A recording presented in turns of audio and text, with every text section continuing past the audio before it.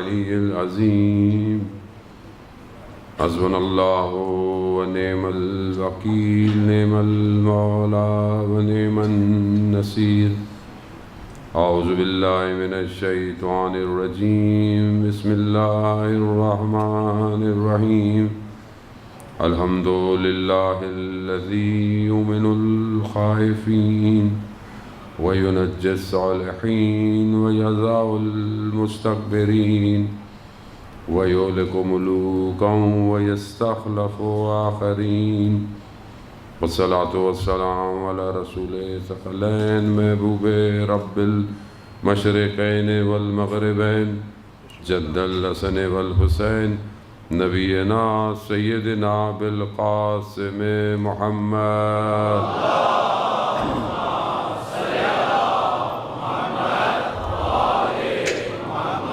وعلى آله الطيبين الطاهرين المعصومين لا سيما بقية الله في الأرضين روحي وأرواحنا لتراب مقدم الفداء ولعنة الله على أعدائهم أجمعين بسم الله الرحمن الرحيم رب اشرح لي صدري ويسر لي أمري واحلل عقدة من لساني يفقهوا قولي أما بعد فقد قال الله سبحانه وتعالى في كتاب الحكيم والقرآن المجيد وما خلقت الجن والإنس إلا ليعبدون صلوات بيجي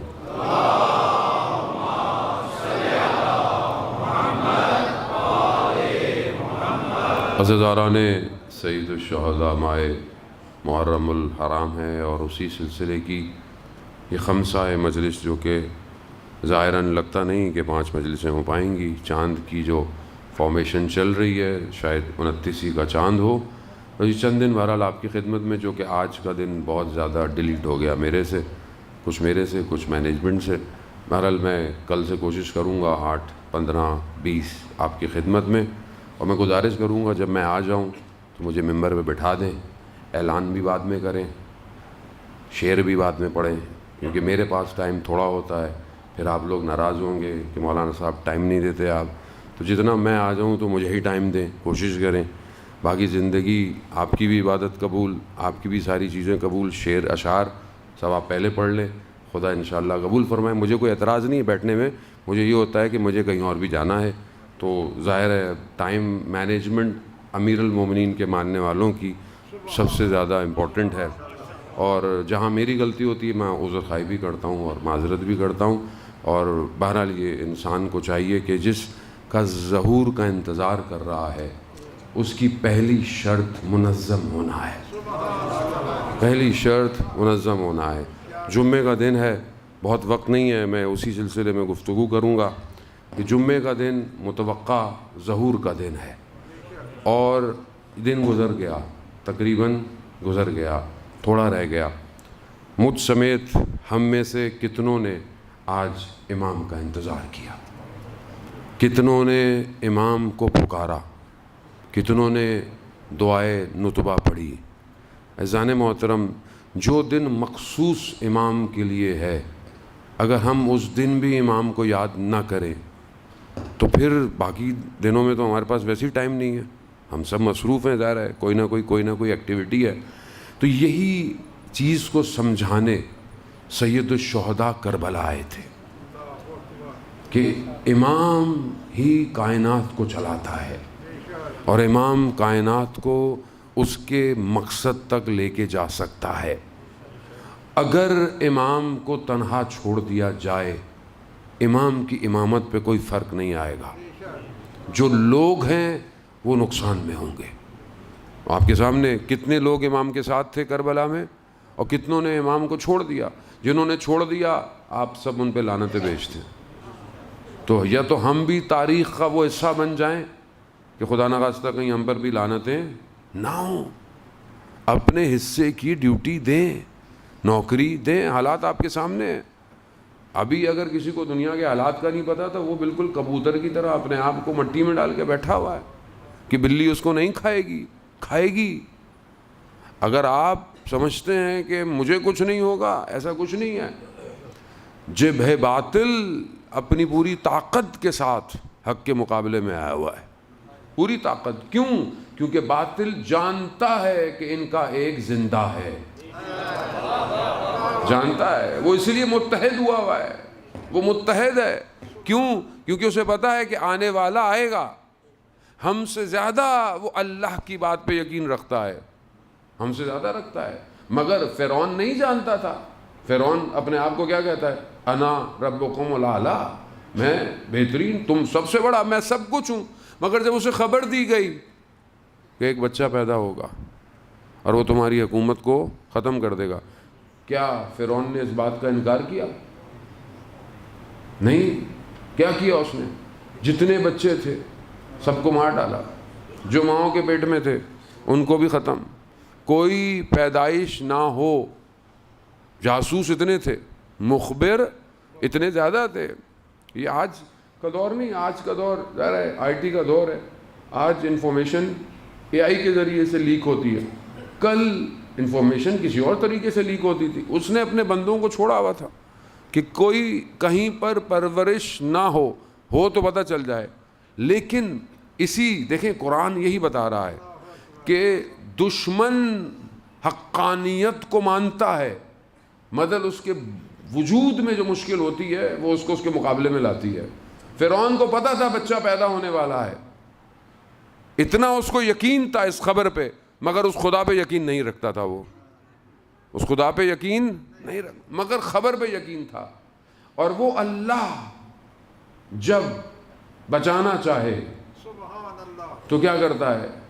حضرت موسیٰ کی پیدائش کو مخفی رکھا، آثار حمل ظاہر نہیں ہونے دی، اور جب پیدا ہو گئے سورہ طٰہٰ میں پروردگار اس داستان کو حضرت موسیٰ وہ نبی ہیں جس کا سب سے زیادہ تذکرہ قرآن کے اندر ہے، بنی اسرائیل کا تذکرہ سب سے زیادہ۔ سورہ طٰہٰ میں جب کہا کہ ماں کو وہی بھیج دو، اس کو پانی میں ڈال دو چلا جائے، پھر ماں کو یہ بھی کہا تم گھبرانا نہیں، ہم دوبارہ تمہارے دل کو ٹھنڈک دیں گے، خدا کہہ رہا ہے۔ پھر جب حضرت موسیٰ کی وہ پانی میں جو ڈالا تھا وہ رکا، وہ کہاں رکا؟ فرعون کے گھر میں، فرعون کے محل میں رکا۔ خدا قرآن میں ارشاد فرماتا ہے موسیٰ ہم نے تمہیں اس کے گھر پالا جو تمہارا بھی دشمن تھا اور ہمارا بھی دشمن۔ خدا کا نظام ہے، خدا جب چاہے ایسے پالتا ہے، دشمن جانتا ہے۔ عزیزان محترم، حالات آپ کے سامنے ہیں، وہ جو غیبت کے پردے میں ہیں وہ اللہ کا وعدہ ہے، اور اللہ اپنے وعدے سے پیچھے نہیں ہٹتا۔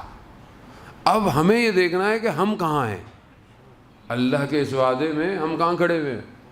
یا ہم تماشا دیکھ رہے ہیں یا بیٹھے ہوئے کچھ اور کر رہے ہیں؟ وہ مولانا ہم کیوں کوفہ کا ذکر بار بار ہے، کیوں کربلا کا ذکر بار بار ہے؟ کیوں؟ کیونکہ انہوں نے 12 سے 18 ہزار خط لکھے، بلایا کہ آؤ۔ جب امام نے اپنے نمائندے کو بھیجا تو انہوں نے کیا کیا؟ دن میں ہزاروں کی تعداد میں جناب مسلم کے ہاتھ میں بیعت کی، اور مغرب کی نماز حضرت مسلم نے اکیلے پڑھی ہے۔ تاریخ ہے یہ، تاریخ صرف اس لیے تھوڑی ہے کہ آپ آئیں بیان کریں اور گریہ کریں اور گھر چلے جائیں، اس لیے کہ بیدار ہوں۔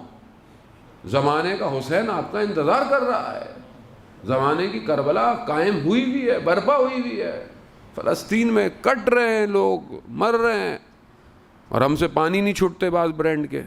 ہم کیا کریں، ہم تو ویسی عزیزان محترم، 12 چرار کے حالات آپ کے سامنے، گزشتہ چند دنوں میں جو حالات ہوئے، 40 جوان آسان ہوتا ہے؟ اس باپ سے پوچھیں جو اپنے بچے کو جوان کرتا ہے، جوان نعمت ہے، جوان کا غم ہے۔ سید الشہداء نے حضرت علی اکبر کے جنازے پر جا کر کیا کہا تھا؟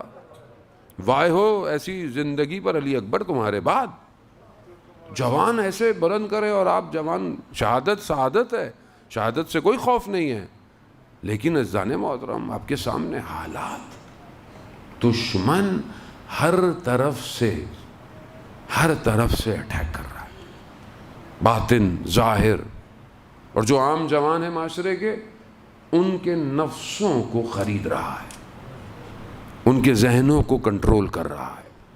ایسے میں کتنی طاقت چاہیے، کتنا برین چاہیے انسان کو کہ انسان امام تک پہنچے۔ آسان نہیں ہے، آسان ہوتا تو کربلا میں بہت لوگ پہنچ جاتے، آسان نہیں تھا، خون جگر کی قربانی دینی پڑتی ہے۔ تو عزیزان محترم، ہم امام کے لیے کیا کر رہے ہیں، یہ ہم سب کا اپنے ایک دوسرے سے سوال ہے۔ آنے والا کس سچویشن میں آئے گا، کیا سچویشن ہوگی جب امام آئیں گے، کیا ہوگا؟ بعض لوگوں کے ذہنوں میں ہے پرانا زمانہ آ جائے گا، گھوڑے کا زمانہ آئے گا، تلوار کا زمانہ آئے گا۔ عزیزان محترم، ہر امام اپنے زمانے کا امام ہوتا ہے۔ آئیں تاریخ میں سے آپ کو ایک واقعہ، کسی نے امام جعفر صادق علیہ الصلوۃ والسلام، اللہ صلی علی محمد، امام کو فرمایا مولا آپ کا لباس تو بہت اچھا ہے، مطلب آپ تو اتنا اچھا لباس پہنے ہوئے ہیں۔ آپ کے جد امیر المومنین جو تھے وہ تو بڑے سخت لباس پہنتے تھے، یعنی خشن سخت لباس ہوتا تھا، آپ کا تو لباس بہت اچھا ہے۔ تو امام نے کیا کہا، جو ہمارے جد کا دور تھا وہ اسی حساب سے زندہ تھے، ان کے دسترخوان بھی اسی حساب سے، البتہ انہوں نے اس لباس کو ہٹا کر دکھایا کہ ہم بھی نیچے وہی لباس پہنے ہوئے ہیں، لیکن ہمارا دور دوسرا ہے، زمانہ دوسرا ہے، ہر دور کے حساب سے آپ کو آگے چلنا ہے۔ اب ہم اسی خواب غفلت میں ہیں، امام آئیں گے سب ختم ہو جائے گا اور جو ہے وہ گھوڑے اور تلواریں ہوں گی۔ عزیزان محترم، چلیں گھوڑے اور تلواریں ہوں گی تو ہم میں سے کتنے کو گھوڑا چلانا آتا ہے؟ کتنوں نے تلوار چلانا سیکھ لی؟ کم از کم اگر آپ پرانے زمانے میں جانا چاہتے ہیں تو کچھ پرانا ہی سیکھ لیں۔ نہیں، وہ کہاں سیکھیں، نیا سیکھیں بھائی، یہ خوابوں سے باہر نکال لیں۔ اے آئی کا دور ہے، آرٹیفیشل انٹیلیجنس کا دور ہے، سائبر سیکیورٹی چاہیے امام زمانہ کو، سیٹلائٹ چاہیے امام زمانہ کو۔ آپ نے دیکھا ہے اسماعیل ہانیہ کو ڈاٹ میزائل سے مارا گیا، نہ آس پاس میں کوئی مرا سوائے گارڈ کے، کوئی اور نہیں مرا، پریسائز ڈاٹ مارا ہے دشمن نے۔ ٹیکنالوجی ہے نا، اب آپ باقی باتیں کرتے رہیں لیکن آپ دیکھیں ٹیکنالوجی ہے، دشمن کے پاس بھی ہے، آپ کے پاس کیوں نہیں ہے؟ آپ کے پاس کیوں نہیں ہے؟ ہمارے ملک کی تو وہ حالت ہے کہ بجلی نہیں ہے، نیوکلیر پاور ہے، ہم دوسروں کو کیا روئیں، گیس ہمارے یہاں نہیں ہوتی، پانی ہمارے یہاں نہیں ہوتا۔ وہ یہ سسٹم ہے، یہ سسٹم ہے، قوم کو عقلوں کو زائل کر دو، بیسکس میں پھنس جائیں۔ آپ دوسروں پہ امید رکھیں، کوئی کچھ نہیں کرے گا، آپ کو خود کرنا ہے کچھ۔ You have to generate your own system, اپنا سسٹم خود کھڑا کریں۔ اگر امام کے لیے امام تک پہنچنا ہے تو اپنے آپ کو بلند کریں، ظاہری طور پر بھی اور باطنی طور پر بھی۔ دو سیویاں امام زمانہ کو چاہیے، ایک سیوی کہ آپ اپنے پروفیشن میں بہت ہائی، اپنے پروفیشن میں ٹاپ، سیکنڈ سی وی آپ رات کی تاریکی میں خدا کی کتنی بندگی کرتے ہیں، دونوں چاہیے۔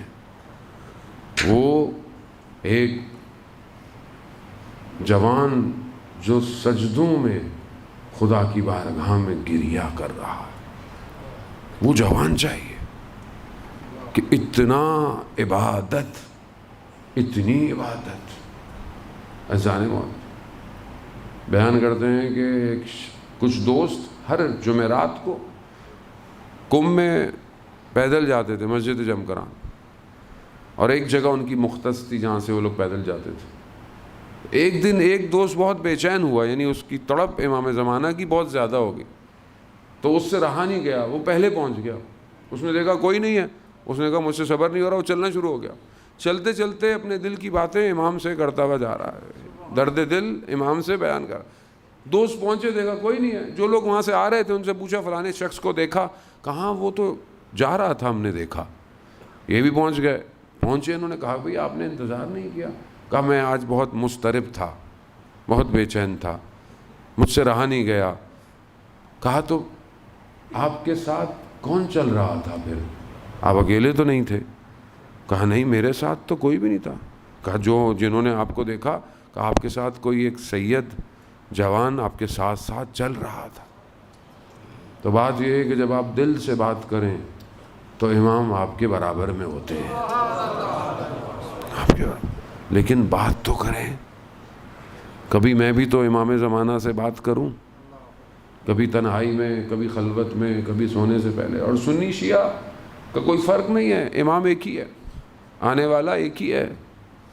ان کے ہاں پیدا ہوگا, ہمارے ہاں پیدا ہو چکا ہے, اس سے کوئی فرق نہیں ہے. آنے والا ایک ہی ہے جس کا خدا قرآن میں وعدہ دے رہا ہے کہ بقیت اللہ خیر لکم ان کنتم مومنین.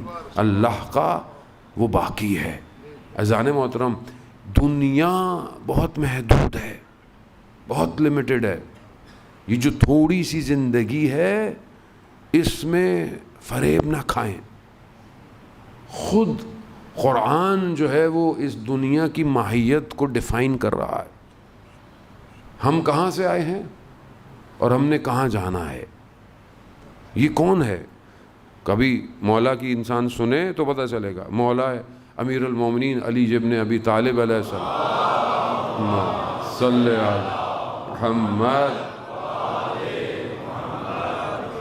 مولا ارشاد فرماتے ہیں کہ تمہیں پتہ ہو کہ تم کہاں سے آئے ہو, تم کہاں ہو, کہاں تم نے جانا ہے, یہ پتہ ہونا چاہیے آپ کو. یہ انسان اپنے آپ سے سوچے میں کہاں سے آیا ہوں اور میں نے کہاں جانا ہے. یہ بہت امپورٹنٹ ہے. ابھی آپ کہاں ہیں؟ امام بارگاہ. کہاں سے آئے؟ گھر سے آئے. واپس کہاں جائیں گے؟ ہو سکتا ہے گھر جائیں, ہو سکتا ہے مجلس پہ جائیں. آپ کو پتا ہوگا نا کہ میں کہاں. کوئی شخص بولے نہیں مجھے نہیں پتا میں کہاں ہوں, تو آپ کیا بولیں گے؟ اس کا دماغ کا توازن ٹھیک نہیں ہے. امام کہہ رہے ہیں پتا ہو تم کہاں سے آئے ہو. قرآن کیا کہہ رہا ہے؟ انا للہ واہ انا الیہ راجعون. اللہ کی طرف سے آئے ہو اور اللہ کی طرف. یہ جو اور ہے نا, یہ سب کچھ, یہ جو پوری زندگی, یہ کائنات, یہ صرف اور ہے.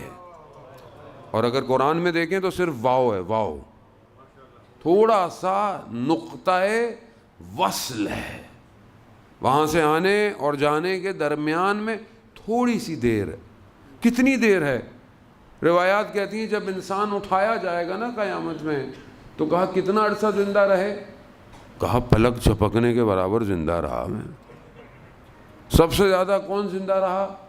جو ہم سنتے ہیں حضرت نوح علیہ السلام. 950 سال تبلیغ کی. تبلیغ زندگی کتنی تھی؟ 2500 سال. 2500 سال حضرت نوح کی زندگی. اور جب ان سے پوچھا کہ زندگی کیا تھی, تو جب وہ دھوپ میں لیٹے ہوئے تھے تو ملک الموت تشریف لائے. کہا کہ چھاؤں میں مجھے جانے دیں. پوچھا کتنی زندگی تھی؟ 2500 سال. کہا دھوپ سے چھاؤں میں جانے کا نام ہے. 2500 سال.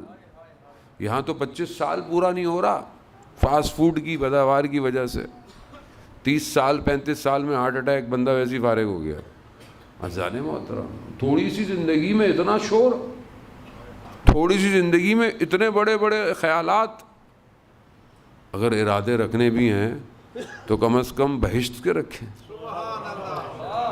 ارادے رکھنے ہیں تو پھر یہ رکھیں کہ میں اکیلا جنت میں نہیں جاؤں گا, میں حد اقل 100 لوگوں کو تو جنت میں لے کے جاؤں. جانے خوب یہ کون بتائے گا؟ یہ دین بتا رہا ہے. دین جب کم رنگ ہو جائے تو دنیا کلرفل ہو جاتی ہے. جب دین کو رنگ بھریں گے دنیا بلیک اینڈ وائٹ ہو جائے گی.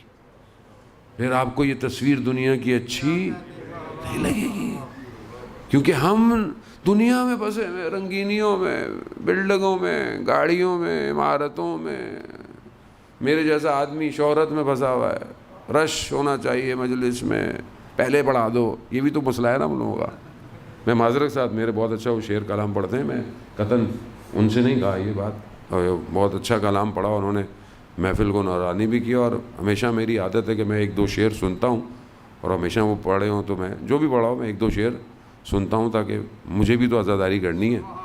قول استاد سعید سبت جعفر کے کہ ہم تو خود پڑھتے رہتے ہیں، ہماری عزاداری تو وہ ہے کہ جب ہمیں کوئی موقع مل جائے کہ ہم بھی کسی کو سن لیں. تو عزیزان محترم، دنیا پھنسی ہوئی ہے، ہم الگ پھنسے ہوئے ہیں، ہر آدمی پھنسا ہوا، جبکہ خدا کہہ رہا ہے کہ یہ پلک جھپکنا ہے. بہرحال میں یہ چند دن کچھ کروں گا کہ آپ کی خدمت میں مولا متقیان کے خطبے میں سے آپ کی گوش گزار کروں. عزیزان محترم کہ ہم اس طرف بڑھیں جہاں امام بڑھانا چاہتا ہے. بس ایک جملہ کہہ کے میں اپنی گفتگو کو آج سمیٹوں. امام جانتا ہے انسان کی فارمیشن کیا ہے، انسان کو انسان کیسے بنانا ہے. جیسے ایک سافٹ ویئر انجینئر ایک پروڈکٹ کے لیے، ایک ایپلیکیشن کے لیے ایک آرکیٹیکٹ ڈیزائن کرتا ہے کہ سافٹ ویئر تو بنے گا لیکن فائل کہاں جائے گی، فلانی ریسپٹ کدھر جائے گی، فلانی جو ہے وہ سلائڈز کدھر جائیں گی، فلان رزلٹ کس کو کہاں سے جائے گا، وہ ڈیزائن کرتا ہے. یہ جو ڈیزائن کر رہا ہے اصل میں انسانیت کو جو ڈیزائن کر رہا ہے وہ امام ہے. امام کیسے؟ ایک امام کا جملہ آپ کی خدمت میں. مولا متقیان سب جانتے تھے مگر سب بتایا نہیں. جو بتایا وہ انسانیت کا فارمولہ تھا، بلڈنگیں بنانے کا فارمولہ، وہ اسپیس پہ جانے کا فارمولہ نہیں تھا. انسان بن جاؤ ہر جگہ پہنچ جاؤ گے. امام جانتے تھے یہ انسان نہیں بن پائے گا، اسی لیے جو کلام وہاں سے آیا وہ انسان بننے کا آیا.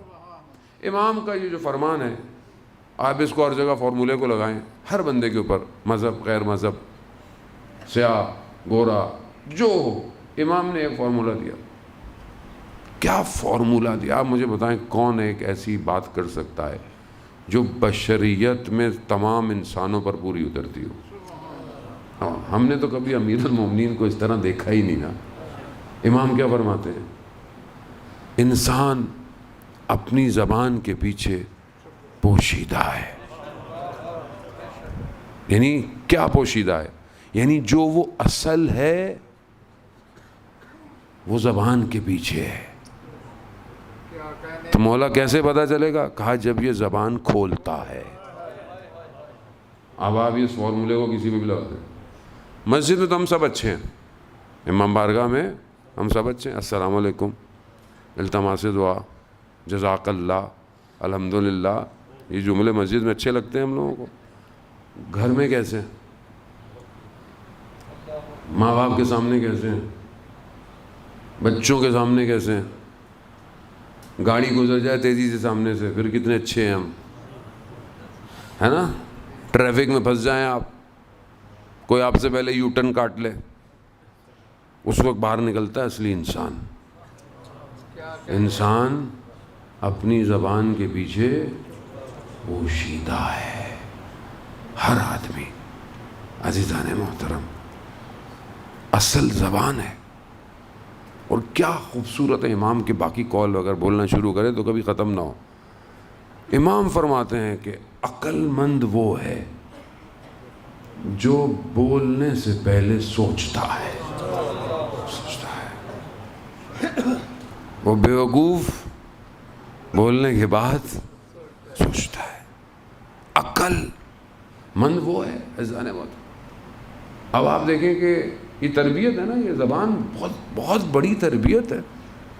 بڑی سے بڑی چیز ہو جائے اور آپ کا لہجہ کیسا ہو جو اس سچویشن کو ہینڈل کر لیں. کیسا ہو آپ کا لہجہ؟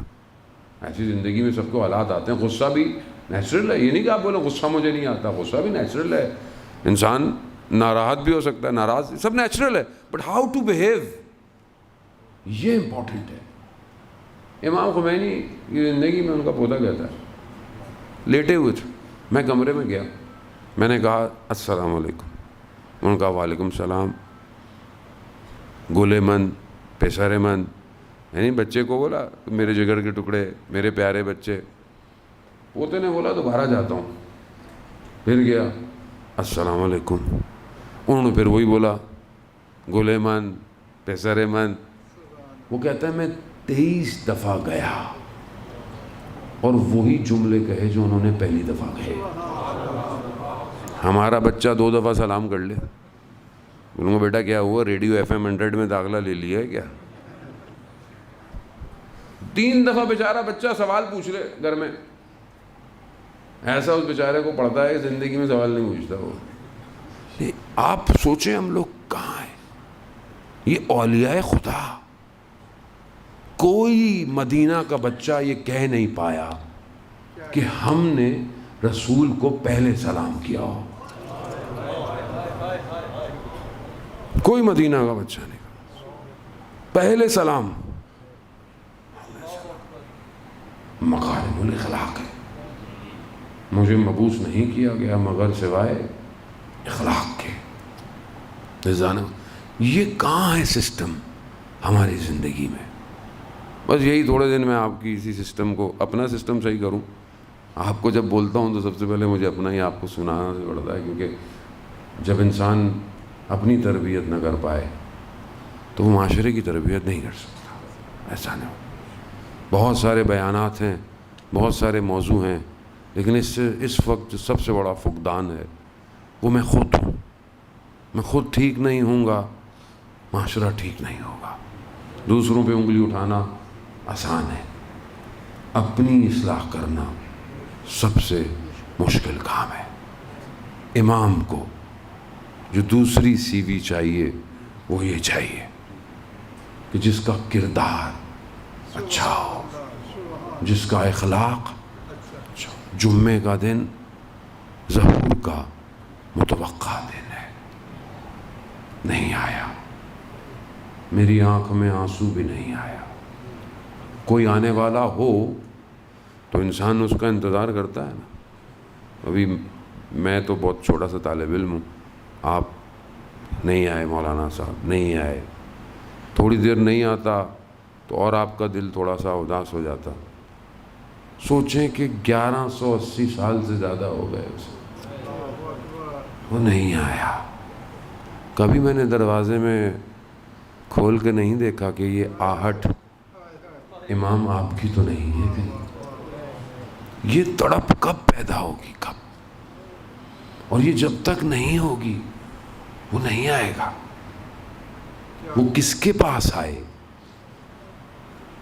جب لوگ دل سے اس کو بلا نہیں رہے وہ کہاں آئے گا؟ عزیزان مولا، اس ٹائم کوئی بھی دنیا کو صحیح نہیں کر سکتا سوائے اس کے.